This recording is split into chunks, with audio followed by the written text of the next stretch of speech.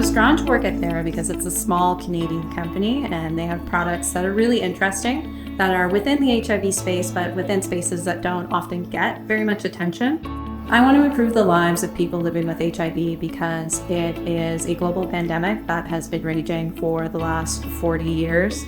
And we may not talk so much about it anymore, and we've seen great advances within this space, but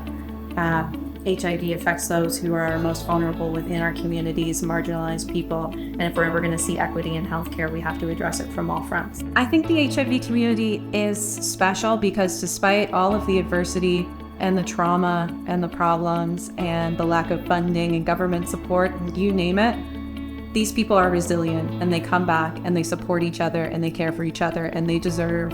a community that does that for them.